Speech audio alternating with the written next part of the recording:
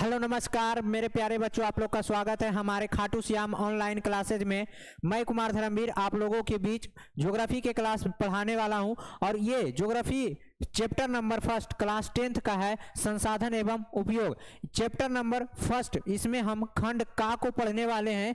खंड का को पढ़ने वाले हैं और ये आपका घा तक है, एक एक करके हम लोग पढ़ेंगे। आपको ध्यान से देखना होगा और आपको हर एक टॉपिक एग्जाम के लिए महत्वपूर्ण होगा और आपका ये क्लास जो होगा एग्जाम के खोपड़ी में छेद करने वाला क्लास है। आपको शुरू से लेकर अंत तक क्लास को देखना है और ये कुमार धर्मवीर भैया ये सब समझाएगा, द्वारा आप भूल नहीं पाएंगे। तो आइए हम एक एक चीज को शुरुआत करते हैं और हर एक एक टॉपिक को बेहतरीन तरीके से समझते हैं। तो स्टार्ट करने से पहले मेरी कुछ मोटिवेशन लाइन है और उन मोटिवेशन को लाइन से हम लोग क्लास को स्टार्ट करते हैं।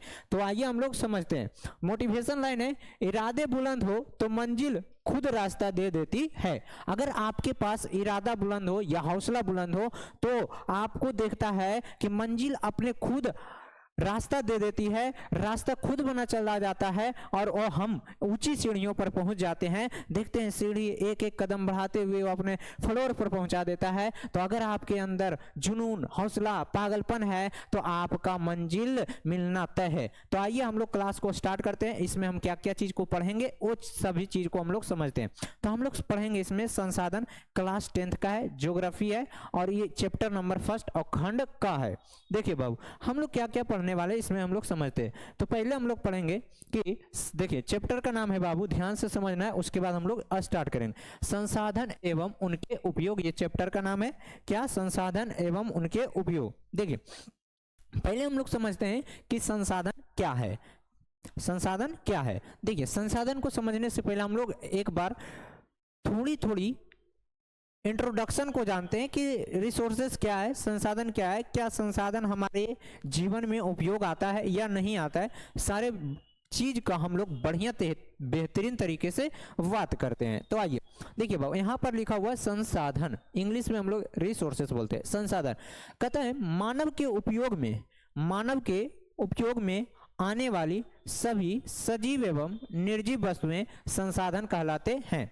मानव के उपयोग में आने वाले सभी एवं सजीव एवं निर्जीव वस्तुएं क्या कहलाते हैं, संसाधन कहलाते हैं। अगर हम इस पेन का उपयोग कर रहे हैं तो ये हमारा संसाधन कहला रहा है। अगर हम किसी रिसोर्सेज का उपयोग, जब पानी का उपयोग कर रहे हैं तो वो भी हमारे लिए संसाधन कहलाएगा। अगर हम किसी परिवहन आने जाने के लिए उपयोग कर रहे हैं तो वो भी मानव के संसाधन कहलाएगा और क्या कहलाएगा, संसाधन कहलाएगा। तो जैसे पेट्रोलियम का उपयोग करते हैं हम लोग, सूर्य के प्रकाश का उपयोग करते हैं हम लोग, तो इन सभी सारे चीजों का अगर हम उपयोग करते हैं और हमारे दैनिक जीवन में उपयोग होता है तो वो हमारे लिए क्या कहलाएगा बाबू, संसाधन कहलाएगा। तो यहाँ पर लिखा गया कि मानव के उपयोग में आने वाली सभी सजीव एवं निर्जीव वस्तुएं क्या कहलाते, संसाधन कहलाते। हमने क्या बोला कि मानव के उपयोग में आने वाली सभी सजीव एवं निर्जीव वस्तुएं क्या कहलाते, संसाधन कहलाते हैं। देखिए जैसे एग्जांपल तुम समझिएगा, एग्जांपल में है सूर्य का प्रकाश, सन ऑफ लाइट,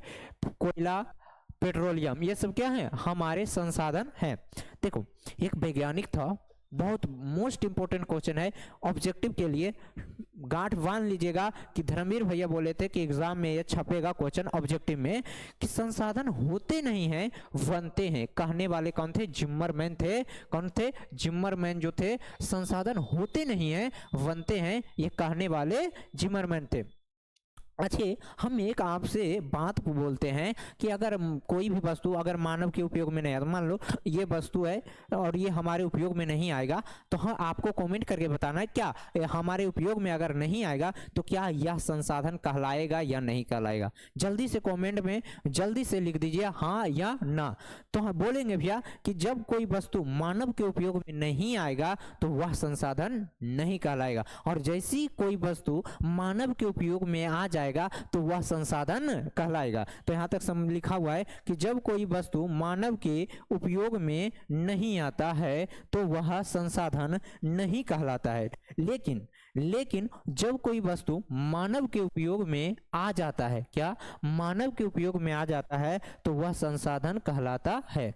तो हमने यही बात बोले थे कि जब कोई वस्तु मानव के उपयोग में नहीं आता है तो वह संसाधन नहीं कहलाता है, लेकिन जब कोई वस्तु मानव के उपयोग में आ जाता है तो वह संसाधन कहलाता है। तो जल्दी से लाइक और कमेंट जरूर करेंगे ताकि हम उन बच्चों तक पहुंच सके जो एग्जाम के खोपड़े में छेद करने का ताकत रखते हैं। तो आइए हम लोग मिलकर इन चैनल को बेहतरीन तरीके से ऊपर ले जाएं और हम बेहतरीन तरीके से आप लोगों तक फ्री ऑफ एजुकेशन पहुंचा सके।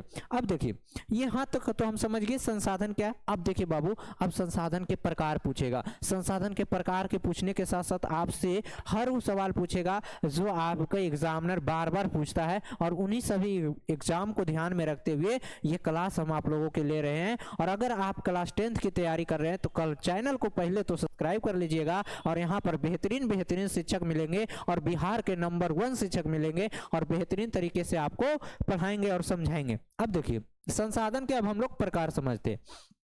देखिए कहता है, देखो हर टॉपिक में उत्पत्ति के आधार पर आएगा, स्वामित्व के आधार पर आएगा, विकसित के आधार पर, ये सब संसाधन के प्रकार हैं। तो हम एक एक करके टॉपिक को बढ़िया से समझेंगे और आपको हम कुछ सवाल देंगे, आपको वहां पर बताना है, ठीक। तो देखिए पहला है क्वेश्चन कि उत्पत्ति के आधार पर संसाधन को 2 भागों में बांटा गया है। क्या बोला गया बाबू कि उत्पत्ति के आधार पर संसाधन को 2 भागों में बांटा गया है, एक जैव संसाधन और एक अजैव संसाधन। कौन कौन संसाधन है बुआ? एक जैव संसाधन और एक अजैव संसाधन। एक जैव संसाधन, एक अजैव संसाधन। देखना कहते हैं मानव, जैसे जैव संसाधन क्या, डायरेक्ट जैव जैसी मिलल रहेगा, यहाँ पर हम लिखते हैं, देखो यहाँ पर जैसी जैव मिलल रहेगा तो वैसा संसाधन जो कैसा हो, सजीव, जो सजीव वस्तुएं होते हैं वो क्या कहलाते हैं, जैव संसाधन। तो सजीव जितने भी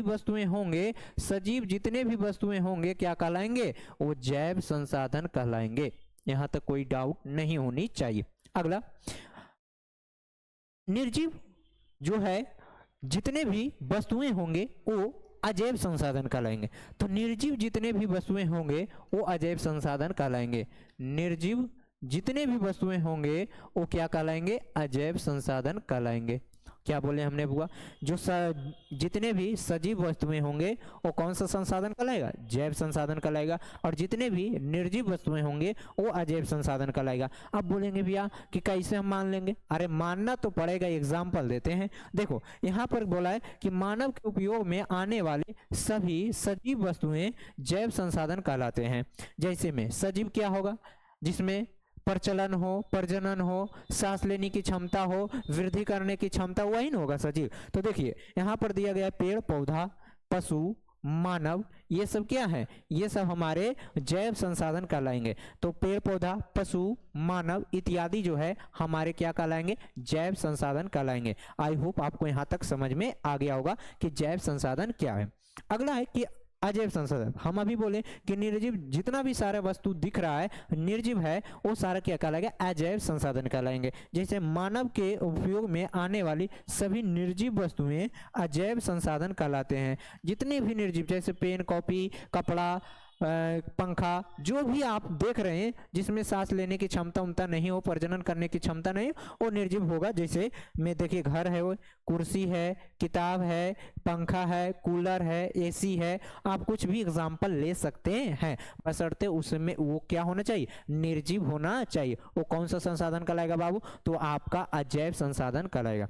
तो हमने क्या पढ़ा कि उत्पत्ति के आधार पर संसाधन को 2 भागों में बांटा गया है, एक जैव संसाधन और एक अजैव संसाधन। जैव संसाधन जो सजीव होंगे वो जैव संसाधन कहलाएंगे और जो निर्जीव होंगे वो अजैव संसाधन कहलाएंगे। जिसमें आपको निर्जीव में हम बता दिए हैं कि घर, कुर्सी, किताब इत्यादि, और इसमें पेड़ पौधा, पशु, मानव इत्यादि याद रखना है और आपको एग्जाम में के खोपड़े में छेद करना है। आइए अब हम लोग अगले स्लाइड पर जाते हैं।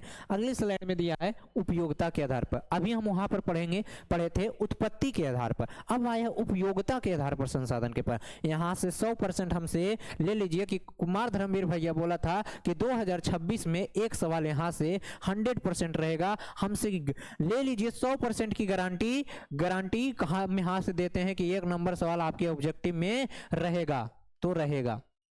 कैसे भैया, आइए हम लोग समझते हैं। 100% गारंटी दे चुके हैं। चलिए देखिए क्या बोला है कि उपयोगिता के आधार पर संसाधन को दो भागों में बांटा गया है। यहां से हम एक ऑब्जेक्टिव सवाल देंगे, आपको वो सवाल को बढ़िया तरीके से बनाना है। तो पहले बढ़िया तरीके से सवाल बनाने से पहले आपको इन टॉपिक्स को बढ़िया तरीके से पहले समझना है। देखिए बोला है कि उपयोगिता के आधार पर संसाधन को कितने भागों में बांटा गया। देखिए बाबू, उपयोगिता के आधार पर संसाधन को दो भागों में बांटा गया है, एक नवीकरणीय संसाधन और एक अनवीकरणीय संसाधन। कौन कौन सा संसाधन है? एक नवीकरणीय संसाधन है और एक अनवीकरणीय संसाधन है। कौन सा संसाधन है? एक नवीकरणीय संसाधन है और एक अनवीकरणीय संसाधन है। देखिए नवीकरणीय संसाधन क्या है? कहता है वैसा संसाधन जिसका पुनः चक्रण संभव हो। अब बोलेंगे पुनः चक्रण क्या? हमने क्या बोला? वैसा संसाधन जिसका पुनः चक्रण संभव हो। हमने क्या बोला कि जिसका पुनः चक्रण क्या हो? संभव हो। अब पुनः चक्रण मतलब ये होता है बाबू कि वैसा संसाधन जिसे हम लोग बार बार उपयोग कर सकते हैं। पुनः चक्रण मतलब क्या होगा? बार बार उपयोग कर सकते हैं, बार बार उपयोग कर सकते हैं। क्या कर सकते हैं?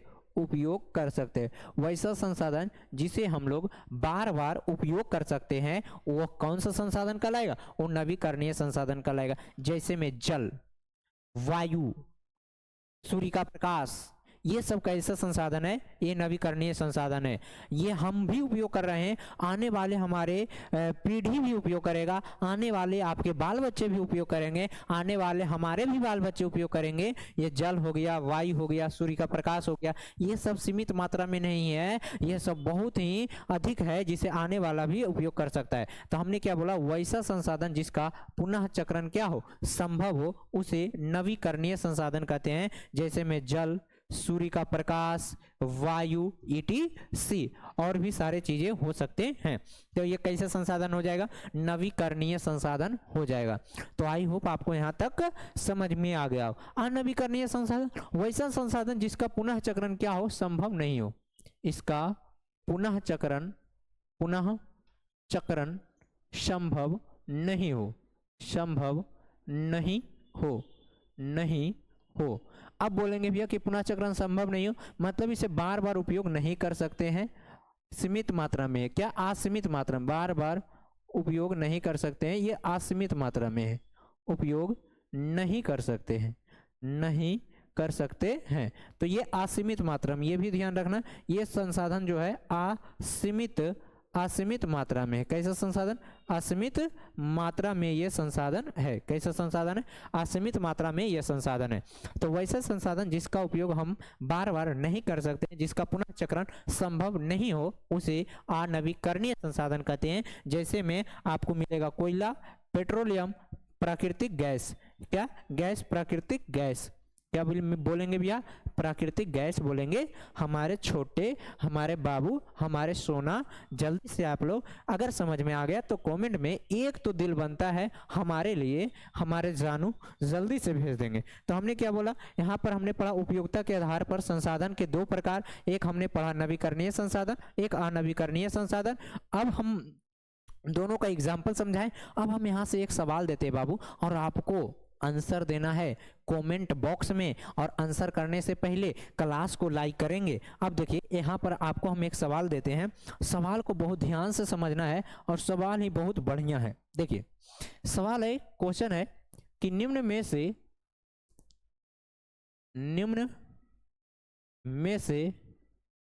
कौन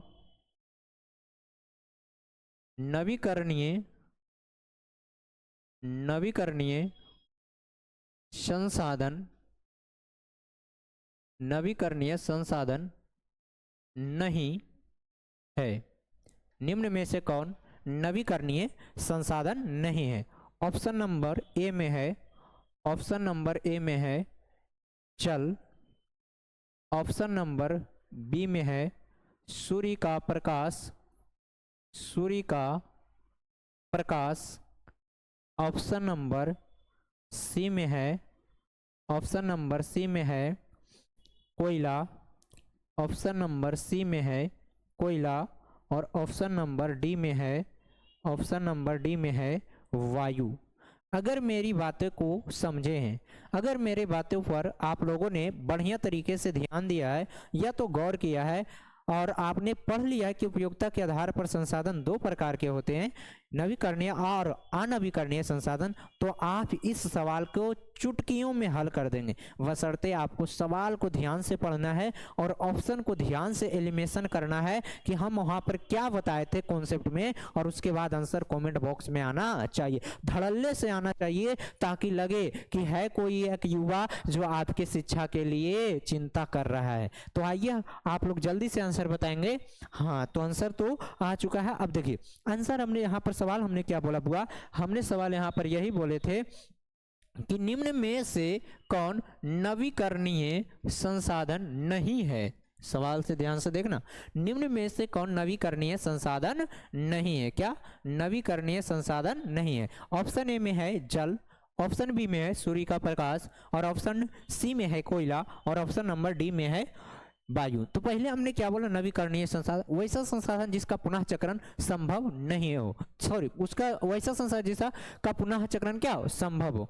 तो मतलब इसका पुनः चक्रण क्या हो, संभव हो, पुनः चक्रण संभव हो, पुनः चक्रण क्या हो, संभव हो, मतलब इसे हम बार बार उपयोग कर सकते हैं। क्या कर सकते हैं, बार बार उपयोग कर सकते हैं। ऑप्शन देखिए, नवीकरणीय के एग्जाम्पल भी बताए थे, जल, सूर्य का प्रकाश, और हम वायु बताए थे। तो लेकिन आपको कोयला हमने बताया था अनवीकरणीय संसाधन में। तो ऑप्शन नंबर आपका सी करेक्ट हो जाएगा और आप सी आंसर लगा देंगे। और ये कैसा संसाधन है बाबू, तो ये बोलेंगे एक अनवीकरणीय संसाधन है, एक अनवीकरणीय संसाधन है।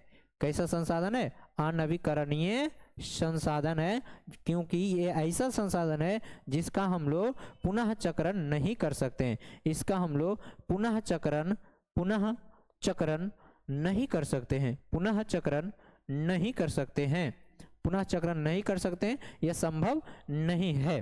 अब यहाँ पर एग्जाम्पल भी दे दिए थे, कोयला, पेट्रोलियम, प्राकृतिक गैस, ये सब क्या है, एक अनवीकरणीय संसाधन है। ये मतलब ये जो हो गया नवीकरणीय सीमित मात्रा में है, मतलब ये सीमित मात्रा में है, सॉरी ये असीमित मात्रा में है और ये सीमित मात्रा में, ये भी दोनों बात याद रखेंगे। आई होप आपको यहाँ तक समझ में आ गया होगा। अब एक एक सवाल को ढंग से समझ गए हैं, एक एक टॉपिक को ढंग से समझ रहे हैं, और अगर नहीं समझ रहे हैं कॉमेंट बॉक्स में जरूर लिखेंगे भैया कि हमें समझ में नहीं आ रहा। अगर समझ में आ रहा है तो हमारे लिए क्या करना है, एक ठो केवल ललका दिल भेज देना। क्या कर देना, ललका दिल भेज देना। तो आइए अब हम लोग आगे चलते हैं। क्या चलते हैं, हम लोग आगे चलते हैं, यहां तक हम लोग पढ़ लें। अब देखो यहां पर दिया गया बाबू कि स्वामित्व के आधार पर संसाधन को 4 भागों में बांटा गया है। कितने भागों में, 4 भागों में बांटा गया। किसके आधार पर, स्वामित्व के आधार पर। तो पहले पीछे चीजों को रिकॉल करते कि क्या चीज हमने पढ़ा। पहले हमने पढ़ा कि उत्पत्ति के आधार पर संसाधन के 2 प्रकार, एक जैव संसाधन और एक अजैव संसाधन। उसके बाद हमने पढ़ा उपयोगिता के आधार पर संसाधन के 2 प्रकार, एक नवीकरणीय संसाधन और एक अनवीकरणीय संसाधन। अब की बार आया है स्वामित्व के आधार पर संसाधन के प्रकार। स्वामित्व के आधार पर जो दिया है संसाधन, इसमें 4 प्रकार के दिया है। कितने प्रकार के, 4 प्रकार के। कौन कौन है, देखिए पहला दिया है व्यक्तिगत संसाधन, दूसरा दिया है सामुदायिक संसाधन, और तीसरा दिया है राष्ट्रीय संसाधन, और चौथा दिया है अंतरराष्ट्रीय संसाधन। तो पहला आपका कौन सा संसाधन हो गया, व्यक्तिगत, दूसरा सामुदायिक, तीसरा राष्ट्रीय और चौथा अंतरराष्ट्रीय संसाधन हो गया। अब देखो एक एक हम टॉपिक को बढ़िया से एग्जाम्पल के साथ समझाएंगे और आपको समझना है। एग्जाम में यहां से 2 नंबर के सवाल बनते हैं सब शॉर्ट वाले क्वेश्चन में। देखिए बाबू पहला क्या है, व्यक्तिगत संसाधन। व्यक्तिगत संसाधन हम यह बोल सकते हैं कि वैसा संसाधन जिस पर किसी खास व्यक्ति का अधिकार होता है उसे व्यक्तिगत संसाधन कहते हैं। वैसा संसाधन जिस पर किसी एक व्यक्ति या किसी खास व्यक्ति का अधिकार होता है तो उसे व्यक्तिगत संसाधन कहते हैं। जैसे में अपना घर, बाग बगीचा, खेत खलिहान। मान लो एक आपका घर है, उस पर या तो आपके पिताजी के अधिकार होगा या तो आपका शासन चलता होगा, मतलब केवल एक व्यक्ति का शासन चलता होगा, जो पिताजी या माताजी कहते होंगे वही आप लोग करते होंगे। तो किसी एक व्यक्ति का अधिकार होना चाहिए। तो वैसा संसाधन जिस पर किसी एक व्यक्ति का अधिकार होता है, किसी खास व्यक्ति का अधिकार होता है, उसे हम लोग व्यक्तिगत संसाधन कहते हैं। हम एग्जाम्पल दे दिए बाग, बगीचा, खेत खलिहान। आइए तो देखिए यहीं पर लिखा हुआ वैसा संसाधन जिस पर किसी खास व्यक्ति का अधिकार होता है तो उसे व्यक्तिगत संसाधन कहते हैं। जैसे में अपना घर, बउअरे हम फिर से बता रहे हैं, एग्जाम्पल जरूर ध्यान रखना, कहे से कि आपके एग्जाम में डायरेक्ट शॉर्ट नहीं पूछेगा, एग्जाम्पल पूछेगा। जैसे हम अभी एक सवाल पीछे कराए थे, निम्न में से कौन आना भी करने जखने नहीं तुम नहीं पढ़ पाएगा, नहीं पढ़ पाएगा और तुम आंसर गलत टिक लगा कर चलाएगा। हम तय देते हैं लिख कर, लेकिन यहाँ पर अगर हम समझा रहे हैं तो समझने की मेरी बातें को कोशिश करो। अगर आप समझ गए ना, कसम से हम दे रहे हैं कि आप एक भी सवाल गलत करके नहीं आएंगे, ये तय मानिए। ये युद्ध आपको कहीं ना कहीं अच्छे चीजों में ही आपको देगा।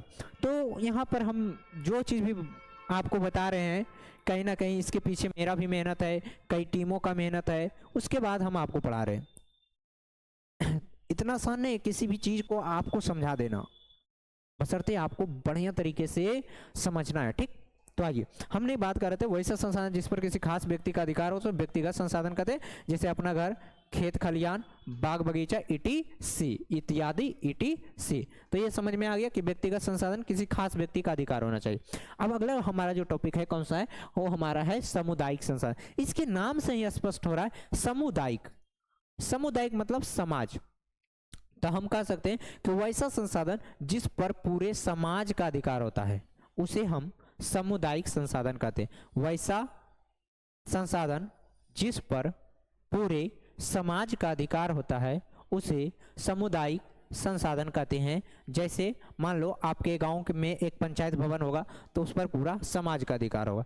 आपके गांव में अगर मंदिर है तो उस पर पूरा समाज का अधिकार हो, ना कि केवल एक व्यक्ति का, तो उस पर क्या होगा, पूरा समाज का अधिकार होगा। तो हमने क्या बोला, वैसा संसाधन जिस पर पूरे समुदाय के लोगों का अधिकार हो तो उसे सामुदायिक संसाधन कहते हैं। जैसे में मंदिर, खेल का मैदान, शमशान घाट, क्या शमशान घाट, हमने बोला पंचायत भवन, क्या है पंचायत भवन, ये भी एग्जाम्पल याद रखेंगे, पंचायत भवन ये भी एग्जाम्पल याद रखेंगे।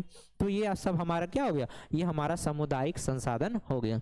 अगला है हमारा राष्ट्रीय संसाधन और उसके बाद अंतरराष्ट्रीय संसाधन। देखना राष्ट्रीय संसाधन क्या है, हम यहाँ बोल सकते हैं राष्ट्रीय मतलब पूरा देश, अंतरराष्ट्रीय मतलब पूरा विदेश, दोनों को एक साथ समझ लेंगे। राष्ट्रीय मतलब केवल एक देश, अंतरराष्ट्रीय मतलब पूरा विश्व के लेवल, पूरा संसार के लेवल। तो हम बोल सकते हैं कि वैसा संसाधन जिस पर किसी खास देश का अधिकार होता है तो उसे राष्ट्रीय संसाधन कहते हैं। जैसे में रेलवे लाइन, भारत का है रेलवे लाइन तो केवल भारत देश का ही अधिकार होगा। अगर किसी हवाई अड्डा है तो उस पर केवल भारत का अधिकार होगा। अगर चाइना देश का है तो चाइना देश का अधिकार होगा। अगर अमेरिका देश का है तो अमेरिका देश का होगा। मतलब किसी एक देश का अधिकार हो, अपने राष्ट्रीय के लिए अधिकार हो, तो उसे कौन सा संसाधन कहेंगे, उसे राष्ट्रीय संसाधन कहेंगे। समझ में आया। अगला अंतरराष्ट्रीय संसाधन।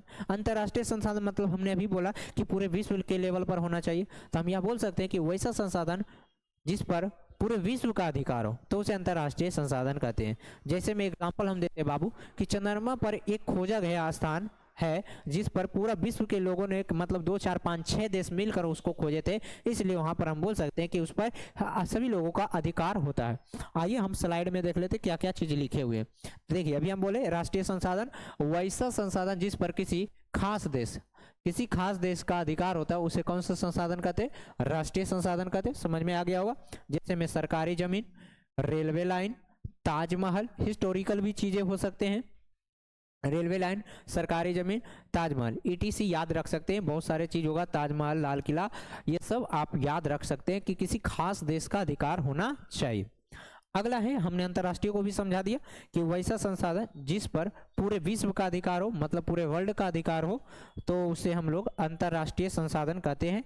जैसे में हम लोग चंद्रमा पर खोजा गया भाग या तो मंगल ग्रह जैसे इसरो हो गया, नासा हो गया, जाक्सा हो गया, ये सब एक अंतरिक्ष यात्री मतलब एक खगोल वैज्ञानिक है, ये सब अपने ग्रह अलग अलग ग्रहों पर भेजते हैं जिससे पता चले कि वहां पर कौन सा स्थान है। आप एक बात जानते होंगे कि मंगल ग्रह पर बताया जा रहा है जीवन जीने की संभावना बताया जा रहा है। कारण क्या है? तो इसरो हो गया, नासा हो गया, जाक्सा हो गया, ये सब सैटेलाइट है और इसके द्वारा भेजा जाता है ताकि वहाँ के वातावरण को पता लगे क्या वहाँ पर क्या चीज हो रहे हैं।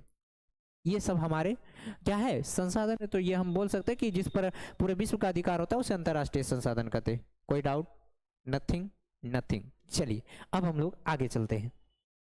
देखिए बाबू आगे है, इसको काट दीजिएगा, ये आगे पढ़ेंगे ओजोन परत वाला, ये काट दीजिएगा। ये देखिए विकास, सॉरी ठीक है, इसको केवल काट दीजिएगा, इसको मिटा दीजिए, इसको रुक जाइए इसको आप मिटा दीजिएगा, इसको आप मिटा दीजिएगा। ठीक, अब देखिए यहां पर आपको मिलेगा बाबू, यहां पर आपको मिलेगा, देखिए यहां पर है कि विकास के आधार पर संसाधन के 4 प्रकार है। कितने प्रकार है? विकास के आधार पर संसाधन के कितने प्रकार है? 4 प्रकार। अभी हमने पढ़ा स्वामित्व के आधार पर 4 प्रकार, उपयोगिता के आधार पर, उत्पत्ति के आधार पर सभी प्रकार के पढ़ लिए। अब ये लास्ट है जो है आपका विकास के आधार पर क्या? संसाधन के प्रकार। किसके आधार पर? विकास के आधार पर संसाधन के प्रकार। देखिए विकास के आधार पर कौन कौन प्रकार है? तो पहला है आपका संभावी संसाधन, दूसरा है विकसित संसाधन, तीसरा है भंडार संसाधन और चौथा है संचित कोश संसाधन। पहला है संभावी संसाधन, दूसरा है विकसित संसाधन, तीसरा है भंडार संसाधन और चौथा है संचित कोश संसाधन। अब देखो बाबू एक एक को बढ़िया तरीके से समझेंगे, जैसे हमने स्वामित्व के आधार पर चारों को समझा था उसी प्रकार से एक एक को हम समझेंगे और उसका एग्जाम्पल भी ध्यान में रखेंगे ताकि हमें एग्जामिनर जब हम लिखे कॉपी तो उसको एग्जाम्पल के साथ लिखे, ताकि एग्जामिनर जब चाचे कॉपी तो देखे कि नहीं है कोई एक ऐसा लड़का जो बढ़िया तरीके से कॉपी लिखा है। और ये भी ध्यान रखना कि अगर आप बढ़िया तरीके से तैयारी करना चाहते तो ये चैनल को जरूर से जरूर सब्सक्राइब कर लेना ताकि हम आप लोगों तक बेहतरीन से बेहतरीन शिक्षा हम पहुंचा सके और हमारी टीम पूरी मेहनत तरीके से पहुंचा सके। समझ गए बातें? तो आइए हम लोग समझते हैं कि संसाधन, पहला कौन सा संसाधन है बाबू? तो पहला आपका है संभावित संसाधन। कहता है वैसा संसाधन जिसे प्रयोग करने की संभावना है उसे संभावित संसाधन कहते हैं। अब तुम बोलेगा भैया कि प्रयोग करने की संभावना कौन सा संसाधन है जिसे हम लोग कहेंगे संभावित संसाधन? आपको हम एक बात बताते हैं कि संभावित संसाधन में क्या होता है कि यह वैसा संसाधन होता है जिसे प्रयोग करने की संभावना हो लेकिन हम इतना खर्चा आ जाता है उससे उस संसाधन को निकालने में कि हम उसे प्रयोग नहीं कर सकते। सरकार उसको इफोर्ट नहीं कर सकता है क्योंकि उसमें बचत ही नहीं होगा। तो उस संसाधन को कैसे प्रयोग करेंगे? जैसे हिमालय क्षेत्र में खनिज है, हिमालय जो क्षेत्र है वहाँ पर खनिज है, लेकिन हिमालय इतना बड़ा पर्वत है, वहाँ से खनिज को निकालने में बड़े बड़े मशीन की जरूरत होगी, बड़े बड़े मजदूर, बहुत मजदूर की जरूरत होंगे और खनिज कम निकलेगा।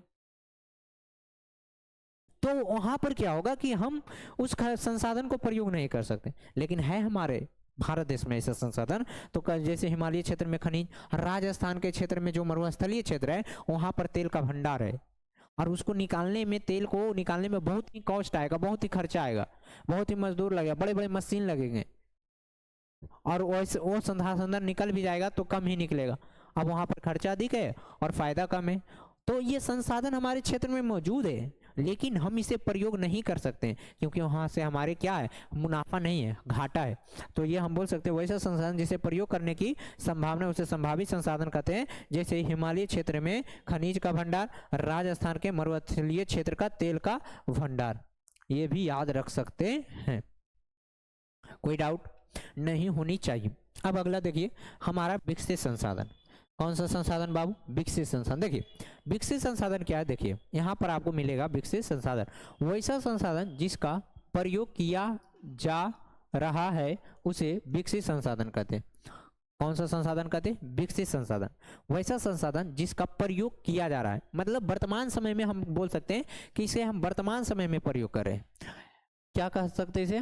वर्तमान समय में प्रयोग करें। वैसा संसाधन जिसे वर्तमान समय में, वर्तमान समय में प्रयोग किया जा रहा है, वर्तमान समय में क्या किया जा रहा है, प्रयोग किया जा रहा है, उसे हम लोग क्या कहेंगे, विकसित संसाधन। जैसे आप लोग पेट्रोलियम का उपयोग कर रहे हैं, कोयला का उपयोग कर रहे हैं, डीजल का उपयोग कर रहे हैं, वाहन का जब किसी बाइक से जाते तो वहाँ पर पेट्रोलियम लेते हैं, डीजल लेते हैं, और क्या प्राकृतिक गैस का उपयोग कर रहे हैं। सब क्या है, वर्तमान समय में हम इन सभी संसाधनों को प्रयोग करें।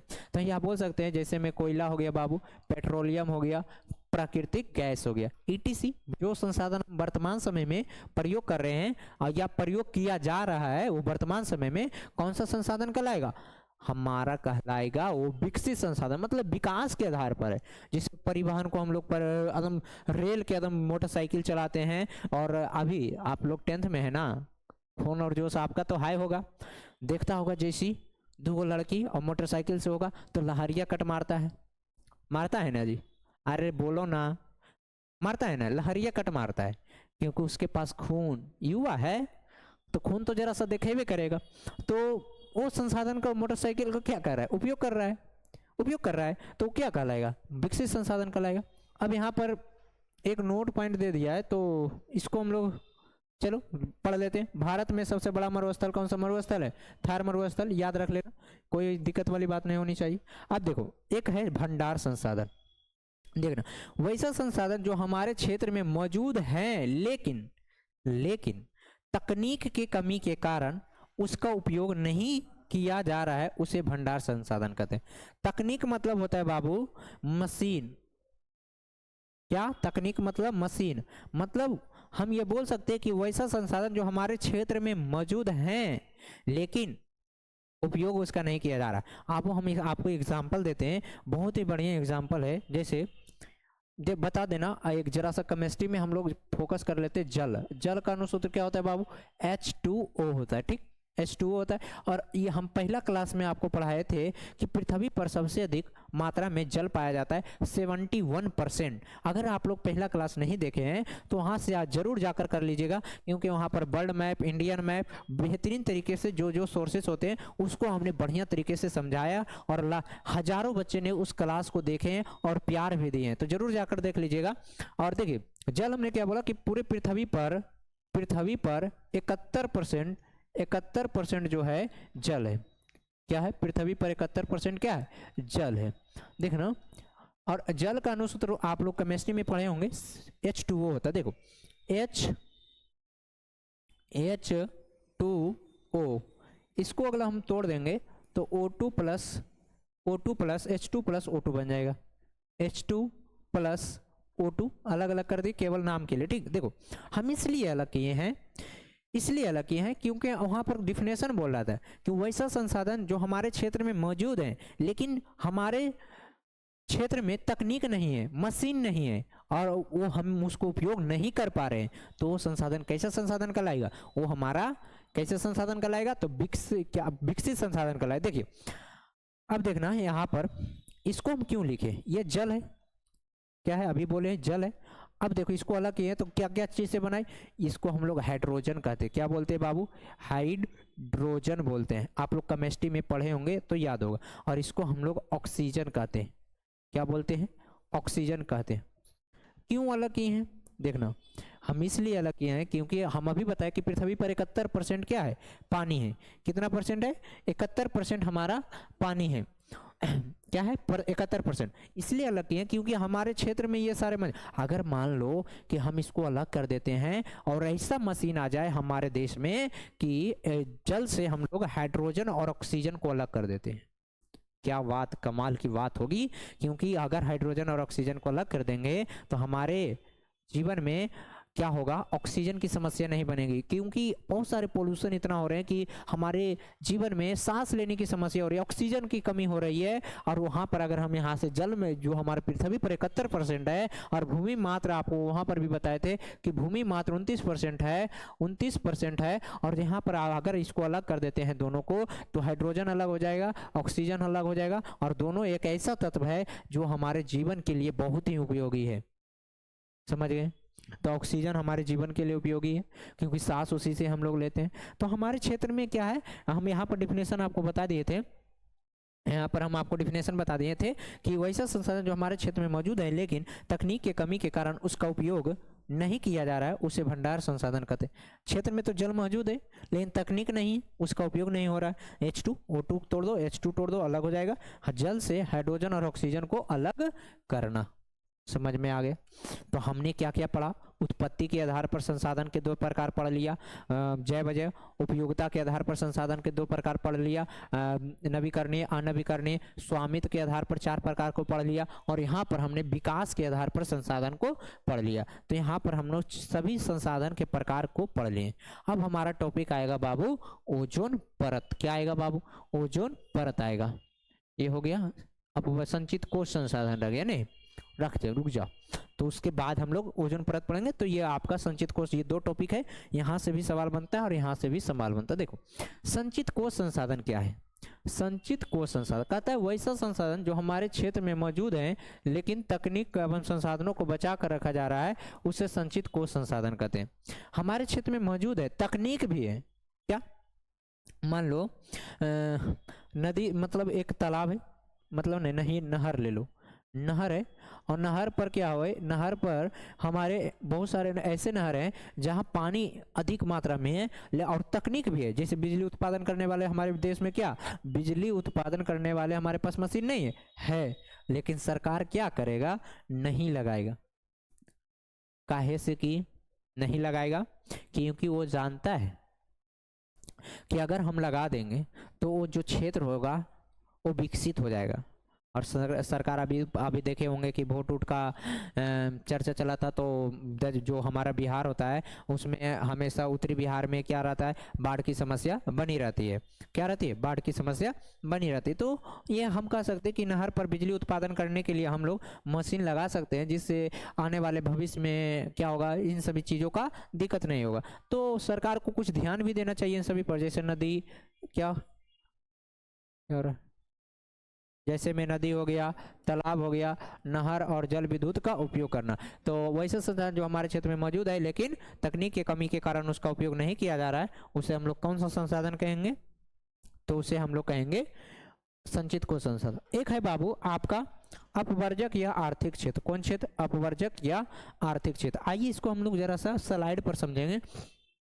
अपवर्जक या आर्थिक क्षेत्र, देखो यहाँ पर हम लोग समझ लेते हैं अपवर्जक या आर्थिक क्षेत्र।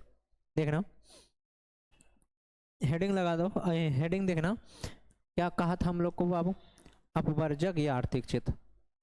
अपवर्जक या आर्थिक क्षेत्र। अपवर्जक या आर्थिक क्षेत्र। देखो बहुत इंपॉर्टेंट सवाल है, यहाँ से आपसे ऑब्जेक्टिव ही पूछेगा कि अपवर्जक या आर्थिक क्षेत्र क्या है। तो देखना, हम एक तो इमेज आपसे बता रहे हैं, देखना ध्यान से। ये मान लो हमारा ये हमारा मान लो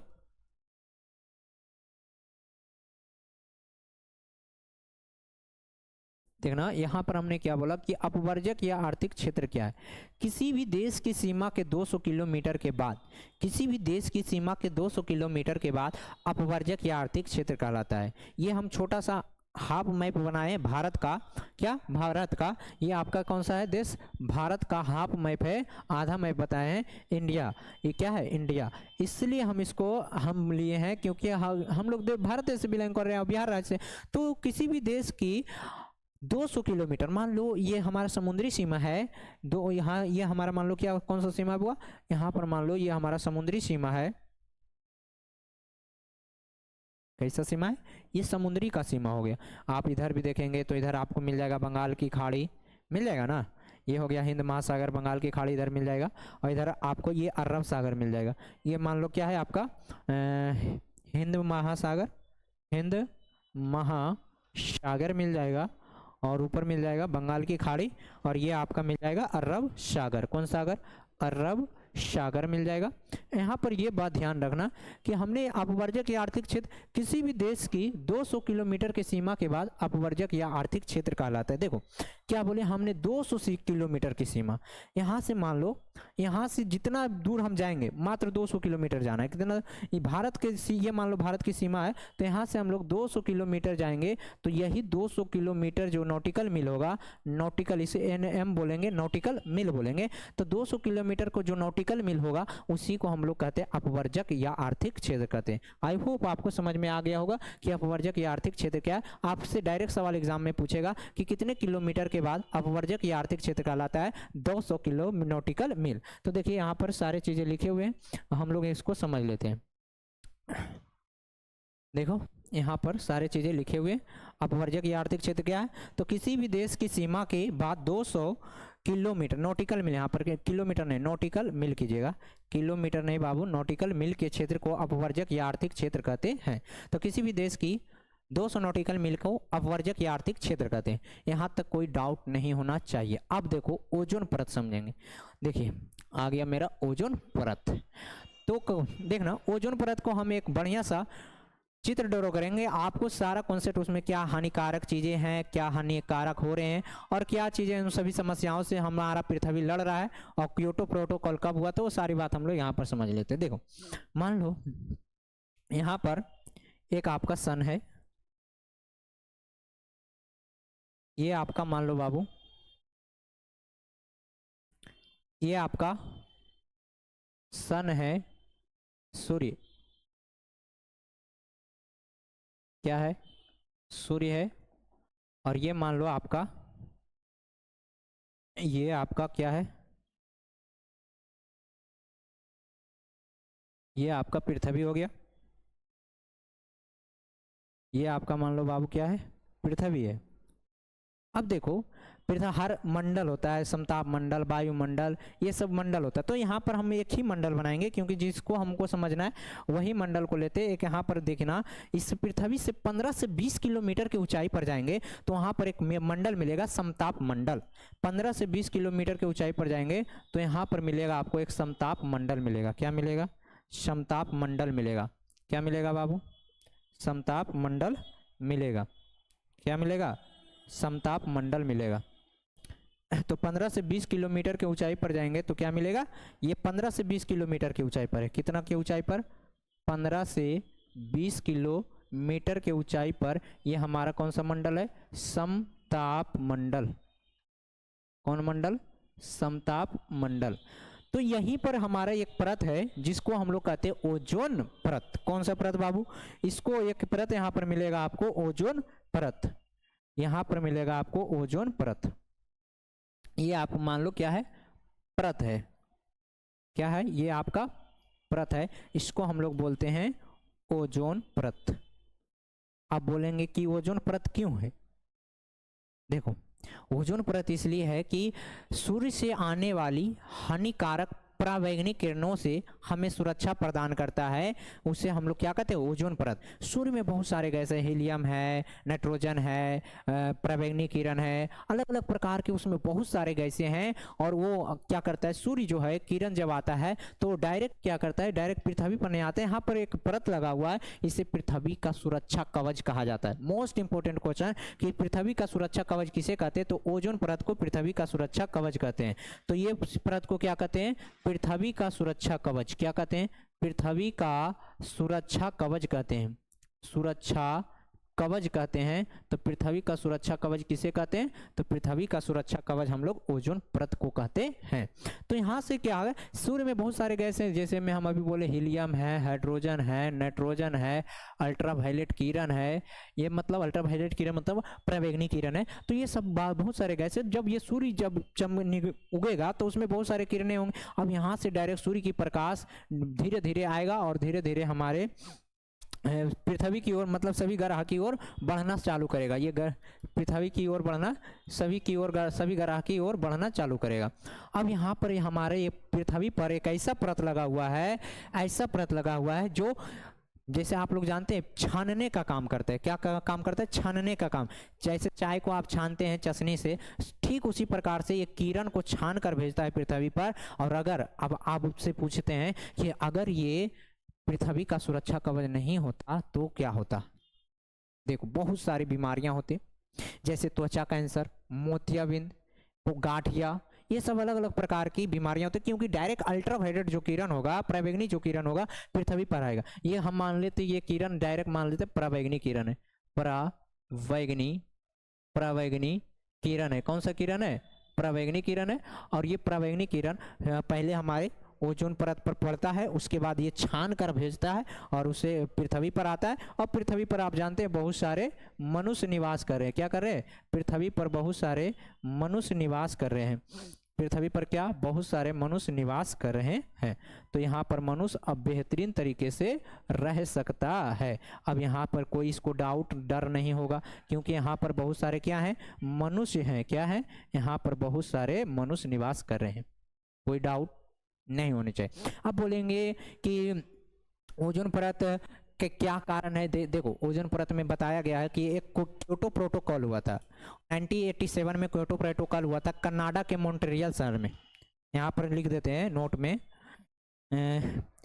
यहाँ पर लिख लेना क्योटो प्रोटोकॉल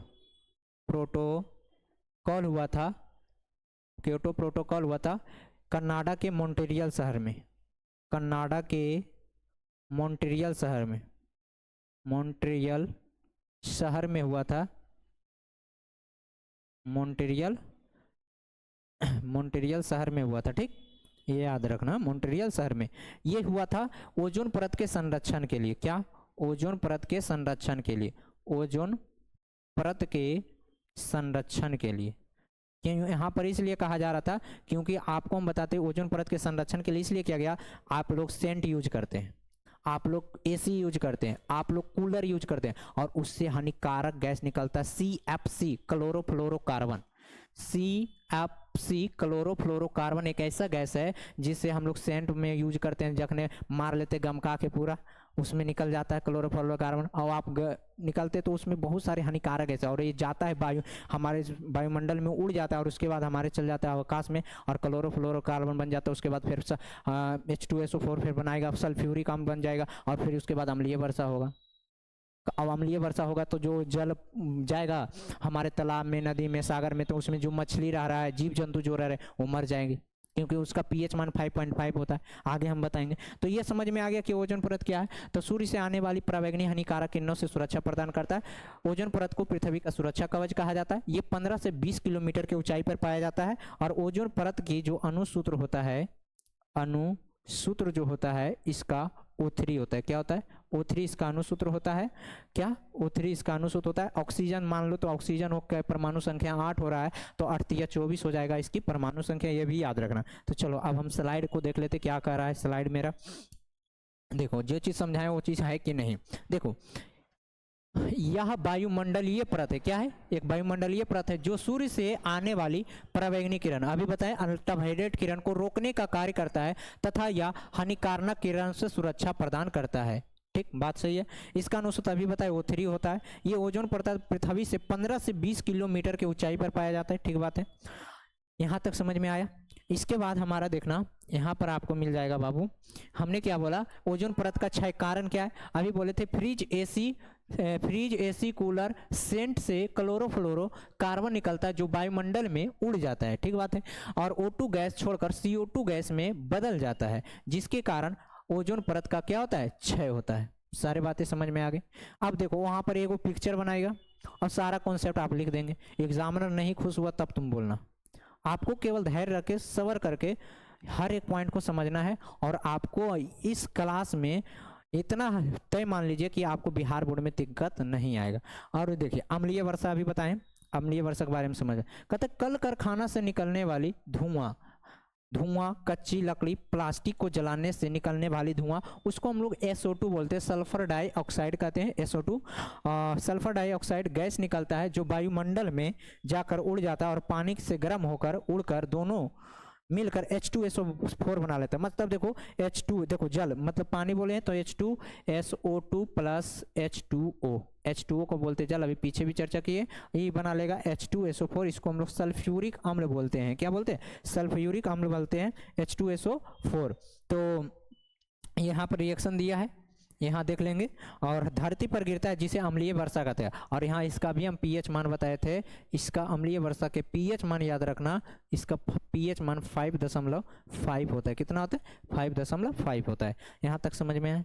यहाँ तक आपको कोई डाउट नहीं होनी चाहिए। अगला है भूमंडलीय तापमान और अम्लीय वर्षा से होने वाली हानिकारक। मोस्ट इंपोर्टेंट क्वेश्चन VVI लगा लीजिए, 5 मार्क्स में एकदम 100% है कि आने वाला सवाल है। यहाँ से सवाल बने, भूमंडलीय तापमान, ओजोन परत के क्षय और अम्लीय वर्षा से होने वाली निम्नलिखित हानि है। मतलब हानि पूछा है, क्या इसका इफेक्ट पड़ेगा वो हम लोग समझते हैं। देखो पहला है कि भूमंडलीय तापमान होने से पेड़ पौधा सूख जाता है, ठीक बात है, तथा नदी तालाब झरना भी सूख जाता है, ठीक बात बोला। अभी जस्ट इसके पीछे समझ, जलीय जीव जंतु समाप्त हो जाते हैं। जब अम्लीय वर्षा होगा तो उसमें जलीय, जब पानी पड़ेगा 5.5 उसका अम्लीय वर्षा है, वहाँ पर क्या हो जाएगा, जो जल जीवन जो रह रहे हैं उसमें जीव जंतु वो क्या हो जाएंगे, मर जाएंगे। अब मर जाएंगे तो हमारे जीवन में संकट भी आ सकता है, क्योंकि वो कार्बन डाइऑक्साइड छोड़ता है जिससे हम लोग सांस लेते हैं, सॉरी हम लोग ऑक्सीजन और कार्बन डाइऑक्साइड लेते हैं। तो ये सारी समस्या बन जाती है। मानव में आने वाली अनेक प्रकार की बीमारियां, जैसे आँख की बीमारी, त्वचा कैंसर, अभी बताएं गांठिया भी हो सकता है, मोतियाबिंद को ही हम आँख की बीमारी कहते हैं। तो ये सारा हमारे शरीर में क्या हो सकता है, उत्पन्न हो सकता है बीमारियां। अगला है धरती पर जमे हुए बर्फ पिघल जाएंगे और पूरी दुनिया जल में डूबकर समाप्त हो जाएगा। ये भी बात सही है। तापमान होने के कारण फसलें नहीं होंगे, अधिक तापमान होगा तो फसल भी नहीं होगा। तो ये कहा है कि भूमंडलीय तापमान पर ओजोन परत क्षय और अम्लीय वर्षा से होने वाली हानि, दोनों पॉइंट लिखना है, भूमंडलीय क्षरण और अम्लीय वर्षा से होने वाली हानि। तो ये 5 नंबर के आपको समझ में आ गया। PDF आपको मिल जाएगा, बशर्ते आपको टेलीग्राम ग्रुप और व्हाट्सएप ग्रुप में जुड़ना होगा। लिंक मिल जाएगा आपको डिस्क्रिप्शन में, वहाँ पर मिलेगा खाटू श्याम ऑनलाइन क्लास, वहाँ पर क्लिक करना है और डायरेक्ट आप चैनल पर चले जाएंगे और वहाँ पर फॉलो या सब्सक्राइब का बटन होगा, प्लीज क्या कर देंगे, क्लिक कर देंगे और आपको मिल जाएगा। उसके बाद आगे समझते हैं। यहाँ पर महत्वपूर्ण बिंदु दिया है, हमारे महत्वपूर्ण बिंदु क्या क्या है वो समझ लेते हैं। हमारे आसपास पेट भरने के लिए बहुत कुछ है, लेकिन पेटी भरने के लिए कुछ नहीं है। किसने कहा था? ये सवाल डायरेक्ट ऑब्जेक्टिव में बना। हमारे पास पेट भरने के लिए बहुत कुछ है, काम करेंगे तो पेट भर ही जाएगा, लेकिन पेटी भरने के लिए हमारे पास कुछ नहीं है। ये कहने वाले महात्मा गांधी थे। कौन थे? महात्मा गांधी थे, ये याद रखना। नर्मदा बचाओ आंदोलन किसने चलाया था? मेघा पाटेकर ने चलाया था, क्योंकि नर्मदा नदी पर उसके आसपास में अधिक मात्रा में आदिवासी लोग रहते थे, जिसको डूबने की समस्या आ गई थी और वहाँ पर जल विद्युत निर्माण किया जा रहा था, इसलिए उन्होंने एक आंदोलन चलाया जिसका नाम रख दिया गया नर्मदा बचाओ आंदोलन, और उसका नेतृत्व करने वाली थी मेघा पाटेकर। और इसके बाद चिपको आंदोलन अभियान किसने चलाया? सारा डिटेल्स पॉलिटिकल साइंस में हम आपको पढ़ाएंगे कि नर्मदा बचाओ आंदोलन क्या है, चिपको आंदोलन क्या है। देखो सुंदरलाल बहुगुणा ने चलाया था, इनकी 2 पुत्री थी और पेड़ को वहां पर काटा जा रहा था, इसलिए इनकी 2 पुत्रियां जाकर पेड़ में चिपक गई और सारे जो महिलाएं थे वो भी चिपक गए, इसलिए इसको नाम रखा गया क्या? चिपको आंदोलन। और एक और है टॉपिक आपका लास्ट जो है भूमंडलीय तापमान।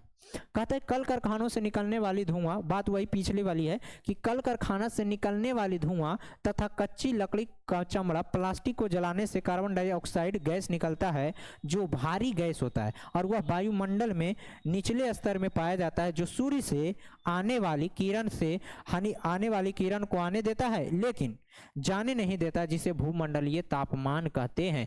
मतलब ये जो CO2 कार्बन गैस होता है उससे निकलता है, जो प्लास्टिक जलाते हैं, टायर को जलाते हैं, अभी ठंडा के समय आप लोग जरूर जलाएंगे, टायर जलाएंगे, प्लास्टिक जलाएंगे, उनसे SO2 CO2 गैस निकलेंगे जो हमारे वायुमंडल के वातावरण को खराब कर देगा, और जो वायुमंडल के वातावरण को खराब करेगा वही क्या कहलाएगा? भूमंडलीय तापमान हो जाएगा। फिर देखता है कभी कभी समय समय पर वर्षा नहीं होती, कारण क्या? यही सब कारण है। आप प्लास्टिक जलाते हैं, वायुमंडल में SO2 का उससे कार्बन गैस निकलता है, CO2 गैस निकलता है। आप टायर जलाते हैं, उसमें देखते हैं काला धुआं। जब आप प्लास्टिक जलाते हैं या फिर टायर को जलाते हैं, वहां पर अगर आप देखते हैं उस आग को अगर आप तापते होंगे तो आप देखते होंगे काला आपका हाथ हो जाता होगा, क्योंकि उसमें काले धुआं में SO2 गैस होता है, जिसके कारण आपका हाथ काला हो जाता है। ये सब बेसिक चीज है, आप लोग को जानना जरूरी है। और जब कभी कभी पेट में आपका सांस लेते लेते चल जाता होगा तो बहुत ही दिक्कत होता होगा, फेफड़ा आपका फूल जाता होगा उस समय। और आप जल्दी से वहाँ से भागते होंगे छटपटा के, और उसके बाद खुले वातावरण में आते हैं तो वहाँ पर आपको मिल जाता होगा स्वच्छ ऑक्सीजन, जिसके कारण आप क्या हो जाता है, स्वस्थ हो जाता है, फिर अपने आप में चला आता है। तो ये सारे टॉपिक हम लोग समझ लिए। इसके बाद हमारी एक भी स्लाइड नहीं है, और ये हमारा मतलब ज्योग्राफी जो था संसाधन एवं उनके उपयोग, संसाधन एवं उनके उपयोग को हम लोग खंड का, उनके उपयोग खंड, ये खंड का था बाबू, खंड का था, इसको हम लोग इकाई फर्स्ट बोल सकते हैं। ये चैप्टर नंबर फर्स्ट का था, ये लोग हम लोग पहला पढ़ चुके हैं। खंड खा आएगा, लेकिन आपको क्या करना है, मेरी टीम पूरी तरीके से तैयार है, बशर्ते आपको तैयार होना है और इस चैनल को जल्दी से सब्सक्राइब करना है, लाइक ज़रूर करना है, ताकि हम आप लोगों के बीच एक बेहतरीन कंटेंट और बेहतरीन शिक्षा लेकर पहुंचे। तो मिलेंगे अगले वीडियो में, तब तक के लिए क्लास को लाइक और सब्सक्राइब जरूर कर देंगे। मिलेंगे अगले वीडियो में, तब तक धन्यवाद। जय हिंद, जय भारत।